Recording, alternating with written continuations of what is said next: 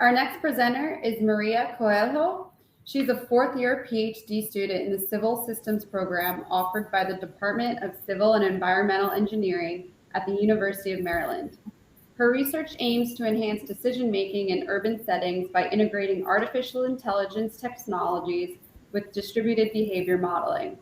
Most recently, she's been exploring opportunities for combining machine learning formalisms and semantic model representations of urban systems that work side by side in collecting data, identifying events, and managing city operations in real time.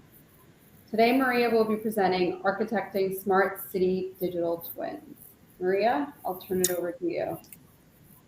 Thank you, Kara, for that introduction. Just to confirm, can you see my slides? Yes. Awesome. Okay, so hello, everyone. My name is Maria. Like Kara said in her introduction, I'm a PhD student at the University of Maryland in the Department of Civil and Environmental Engineering. And I've been working under the supervision of Dr. Mark Austin. So we have been working together in this problem about architecting smart city digital twins. And that's what I'm going to be presenting to you today. So let me start by describing the problem that we're trying to tackle here.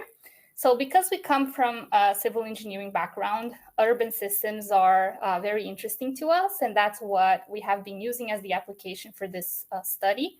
But through this presentation, I want you to keep in mind that any of the approaches that I use can really be applied to any kind of system. It's just that urban systems are easy to understand, and there's a real need to solve some of the problems you find in cities.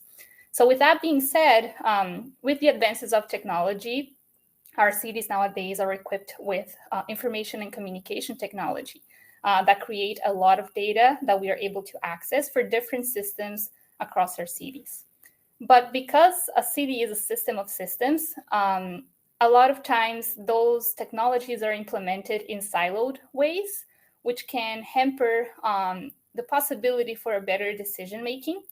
And when you're talking about a system of systems operation, it is essential that the different domains communicate at key points in order to achieve better performance. And so that has been a problem once these technologies are not being implemented in an integrated manner. So a couple of years ago, we came across this term called digital twins. And we thought it was very interesting, and it could have a lot of potential for solving the problem I just presented to you. So if you're not familiar or you haven't heard of it before, here's a definition. Digital twin is a digital representation of a system that mirrors its implementation in the physical world through real-time monitoring and synchronization of data associated with events. So the figure here on the right might help you simplify that definition a little better understand. So what we have here is a digital twin that's constantly monitoring an urban system. In this case, we are displaying here a water supply network. And as the system is generating events, this digital twin is going to take actions and send feedback to the system in order to improve the performance. What the problem is in the research community of digital twins, there's still a lack of consensus on how to build the digital twin and what components should be present in that architecture.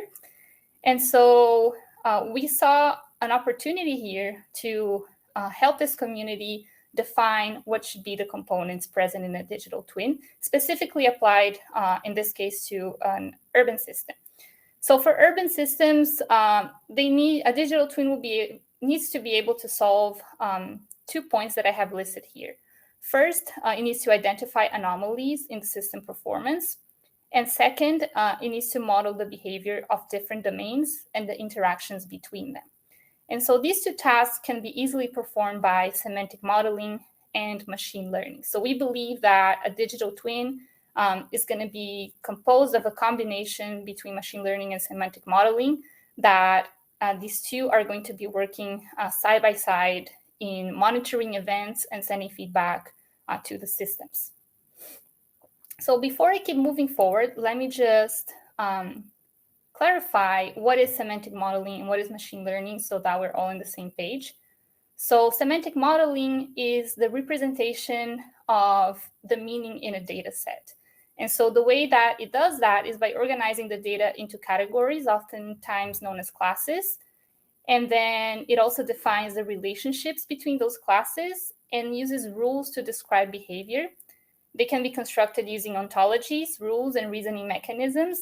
And all of those can be built using the semantic web infrastructure. In this presentation, I'm not going to go into too much detail about the semantic modeling side. If you're curious or you have questions, feel free to contact me. But with that being said, let me move on to the definition of machine learning. So machine learning are algorithms that use statistics to learn patterns and hidden insights in the data without being explicitly programmed for it. And we're particularly interested in neural networks within machine learning. And the figure here on the side shows a neural network. It's very closely related to signal processing of data streams. So you have an input stream of data, and then it will flow through your neurons in the neural network. And on the other side of it, you get an output. So the one you see here is a regular neural network because it has one hidden layer. But once you start talking about deep neural networks, you start adding more hidden layers to the architecture. All right, so here is a more detailed description of what's going to happen inside of this digital twin. So you're making observations in your urban environment, and these can come in the form of events or natural disasters. And that data being collected is going to help build your semantic representation, and also is going to be used by the machine learning in order to identify these events or anomalies. So with the ontologies and the rules, the semantic side is able to monitor and evaluate and perform reasoning. And then on the machine learning side, you are identifying events and irregular patterns or things that come out of the normal state of operation. And so with those two working hand in hand now, you can define a digital twin that works as a city operating system. And now you're able to manage, plan, recover different processes across your urban environment, and also take actions in terms of management, planning, and recovery. So this work has started with PhD students before me, Peristo and Leonard. So let me describe a little bit of the work that they have done and where we are today and how it helped us arrive to this point. So here is on the right-hand side is a figure that shows the architecture of what this digital twin should look like. It is a little bit more detailed than the previous slide. Here you can see exactly what's happening inside of the semantic modeling in box 1. Box 2 and 3 are showing exactly what will be happening in the machine learning side of things. So step 1 was understanding how you can use semantic models with ontologies and rules. And Peristo and Leonard did a great job, advancing that aspect of this research. And the next step after that was understanding how you can use semantic models in a multi-domain scenario. So the conclusion from that work, you can see here in box number 1, where you have different ontologies corresponding to different domains in your system of systems. You also are going to have rules associated with each domain and data sources associated with each domain. Now, the interesting point here that differentiates this work is that the ontology, rules, and the data are all put in an equal footing, and they're being developed concurrently. And so that was step number 2 of this work. Step number 3 was investigating how data mining techniques could help in the semantic modeling aspect. So basically defining some of those red arrows you see in the figures. From the data mining side, there's out there a lot of algorithms already developed, for example, to do classification, clustering, association. So a lot of this work in step number 3 was understanding how that could help the machine learning side, the semantic modeling side. And then step number 4 is where I have been focusing most of my efforts, and that's what my dissertation has been focusing on, teaching machines how to understand graphs. So box number 3 here is where this presentation is gonna dive into and explain how we can do that. How can we teach machines to understand graphs? So you might be asking yourself, why are we interested in graphs to start with?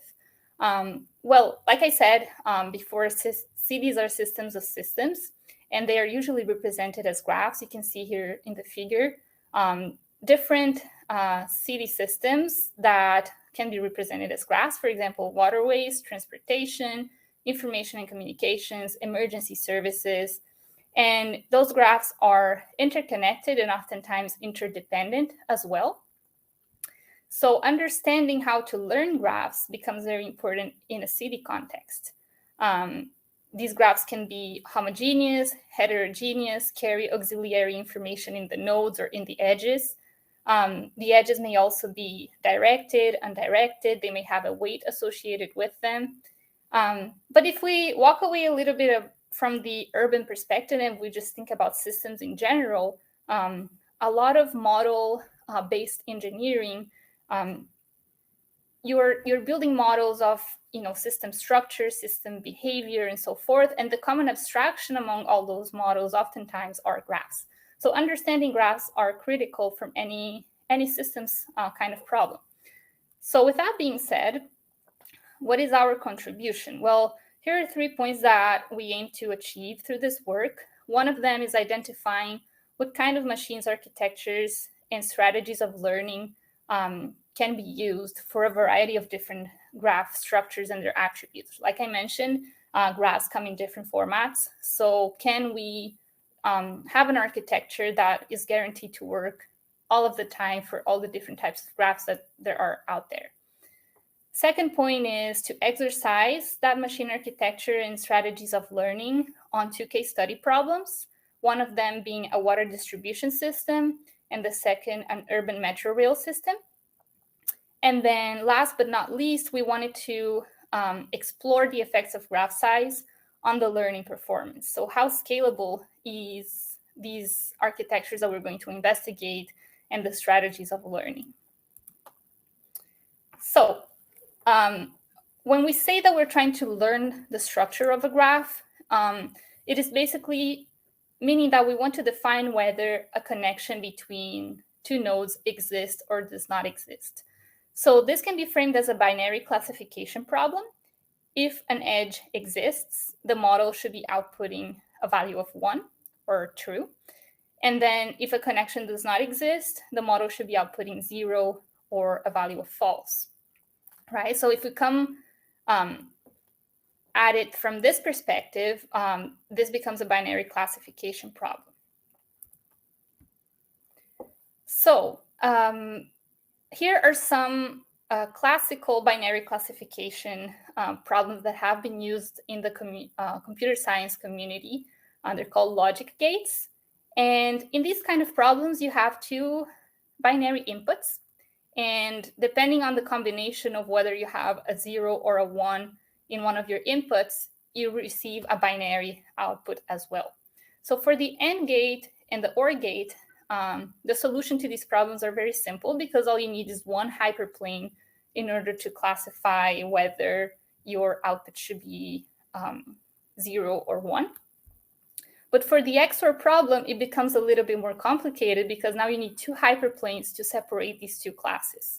And the XOR problem, for almost a decade, slowed the advance of machine learning until there was further development in the area of neural networks, and we were able to solve this problem by, adding layers to your neural networks. So now you're able to represent 2 hyperplanes that way.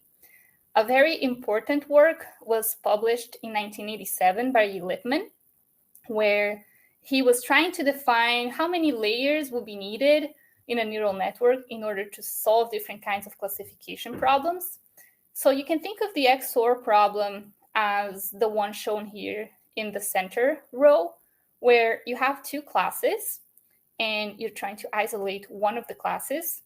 So for that scenario, you would need what he calls a 2-layer network. What this means is really one hidden layer and an output layer.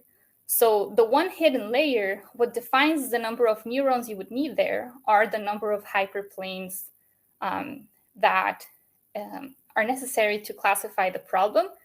And then the number of neurons in a second hidden layer would mean the number of regions that you're trying to isolate. The number of, for example, here in the center case, you only are isolating one region, right, the class A. But in problem number, let's call it 2, the one here on the third row, you're trying to isolate 2 regions of class A. So then you're going to need a second hidden layer.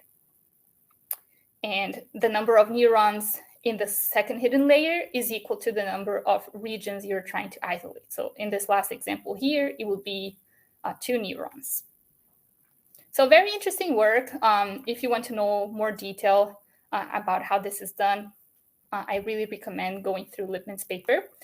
But let's see how that applies to our problem, right? How can we solve the XOR problem?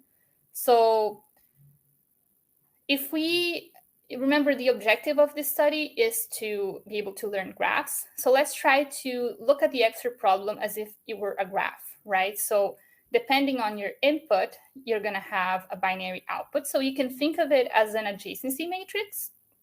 And then going from an adjacency matrix to a graphical analysis of it, here we have blue points representing our ones and red points representing our zeros. So we're trying to isolate the blue points here. So it's one region. We're only going to need one hidden layer. And we need 2 hyperplanes. So there should be 2 neurons in that hidden layer. And if we do so, we're able to solve this problem. We're able to find the hyperplanes equations in a way that you correctly classify this problem. And you can see here on the right bottom corner, the learning curve and how the loss comes very close to 0 and reaches stability. So the problem converges.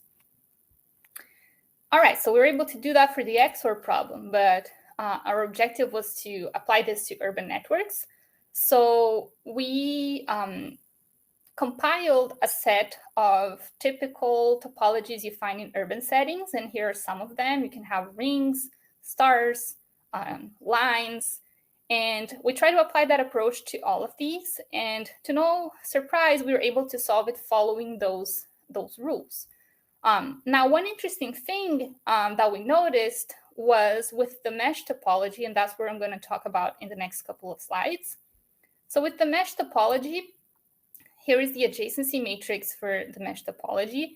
And if you look at it, it's not very clear how many regions of ones you have and how many hyperplanes you're going to need to solve this problem in order to isolate the ones from the zeros. And so we thought, wait, what if we can reorder this node numbering and still have an equivalent adjacency matrix, but where the regions can be more clearly defined, still have the same topology and but a different representation of it. And so there's a need for a matrix reordering approach. And luckily, somebody has already looked into this problem, and it's called matrix reordering. You can look that up. There's tons of work out there on how you can do this. But here are some of the patterns that people usually use in order to reorder their matrices. Some interesting ones are the block pattern or the off-diagonal block pattern, where you're trying to isolate your ones towards the edges of your matrix.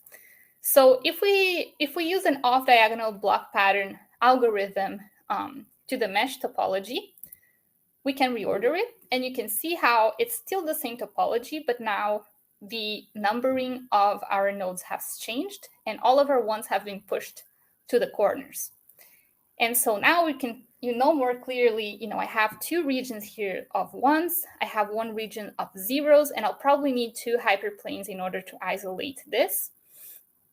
And so now we can define, following Lippmann's study, how our neural network should look like. So in this case, I'm going to need 1 hidden layer again with 2 neurons. And there you go. You're able to solve your problem and converge to a good solution. Now, what happens when we try to scale this up, right? Because in the initial topologies that we were looking at, they were all 6-node topologies, so very small compared to what you would have in an urban scale. So case study number 1, we decided to look at a water distribution network. It has roughly around 40 nodes. And then going through some analysis, we realized that we're going to need 2 hidden layers, and here are the number of neurons each one of them should have. And you were able to solve this problem. Yes, you can see here the learning curve does converge to a almost insignificant value for the loss. But basically, it looks like a spaghetti ball, right? And it's not very scalable in terms of computational efficiency. When you needed 82 seconds roughly of GPU time to solve the mesh topology, for this example here, you're now almost at 3,000 seconds.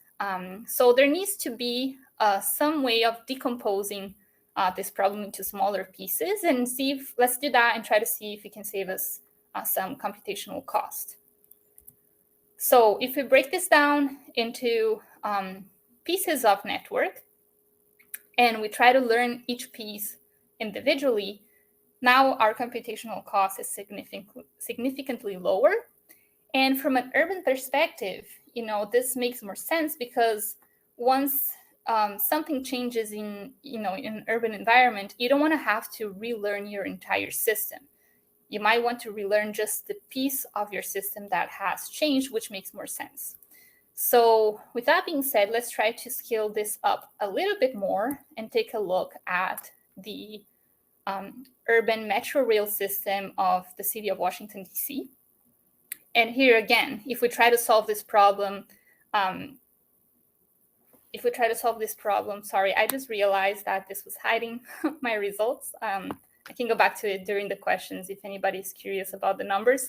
But yeah, if you try to solve this problem as a whole, treating the system entirely, you come to roughly around 25,000 seconds, versus if you break it down into pieces, now you're at 600 seconds. So it's very significant change.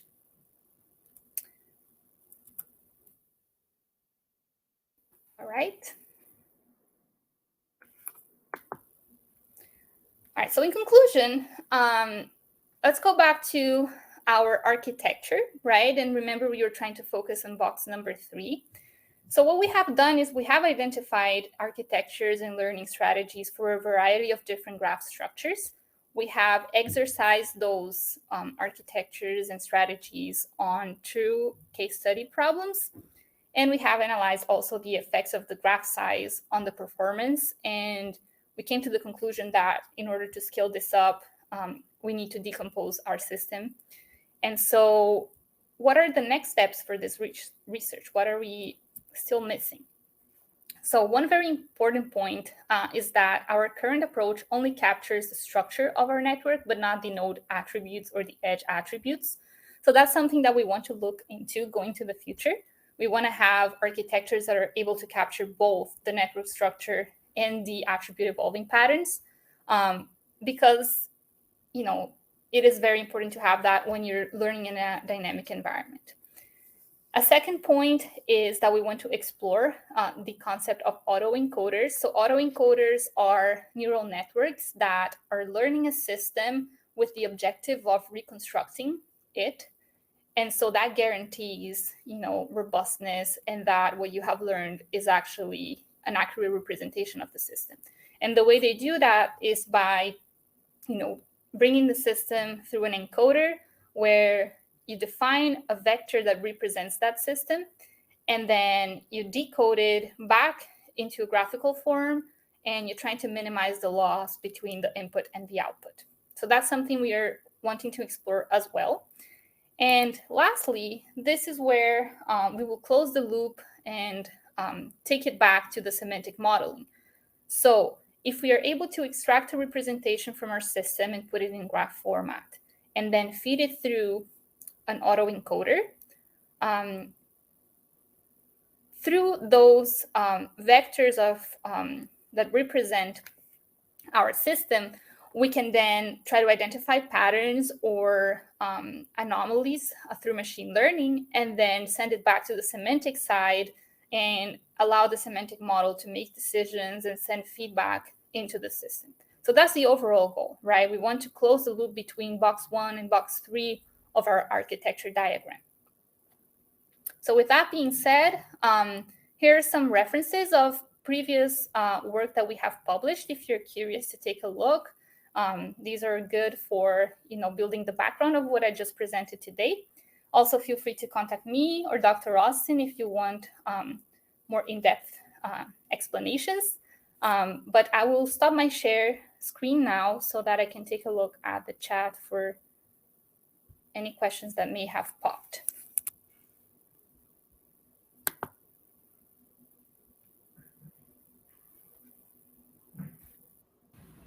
Okay, so let's see. Let me start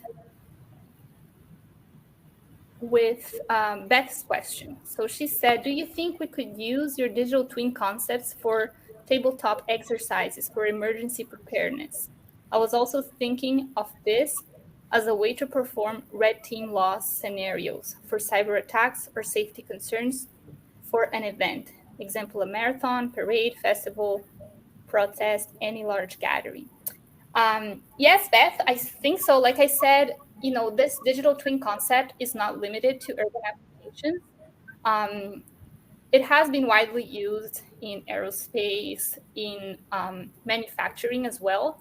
So I think that for your application there, using it as an exercise for emergency preparedness, I think definitely you can build some nice simulations where, it seems like for emergency preparedness, you would still need to have that urban component. But you could be monitoring events, like you said, marathon, festivals, and so forth. And with the digital twin, collecting that information, you could send feedback into your urban systems in order to prepare for those events. So I think so, yes. Then Beth also said there was some work in the 1990s following Lippmann's work using principal component analysis to determine the number of neurons needed in a single layer. This might help reduce the complexity of decomposed networks. There was also research in using singular value decomposition as a way to start the learning to accelerate the learning instead of starting with random weights. Okay, that's very interesting. If you I can just off my notes and find the references. Yes, Beth, I would really appreciate. I'll get in touch with you about that because that actually could help me a lot. Thank you. Then, Tom, there was work done by Bal Cederly at Georgia Tech on CERT project that addressed encoding of those links. May want to check if that is relevant. Thank you, Tom. I'll do that. And then a question from Abhik. Very interesting presentation based on your figures. You're using EPA-NET. Yes, that is correct. Or a version of it that is simulation side of a project. If so, how are you co-simulating the cyber and physical phenomena? Yeah, so Abhik, this is at the very initial stages. So I did use EPA-NET, but not for the hydraulic simulation. Basically, because I am still looking just at the structure, so the topology of my graph, I haven't included the attributes yet. I just took the graphical topology from EPA-NET, but I wasn't actually running the simulation there. But that is something that I'll have to do once I take into consideration node attributes in the future. So for example, if I want to take a look at pressure attributes at each node to identify a leak in a water system, then probably my simulation will have to go through EPA-NET or some version of hydraulic simulator similar to that. So yeah.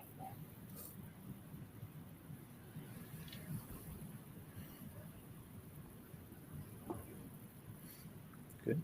Okay, any more questions? Thank you, Maria.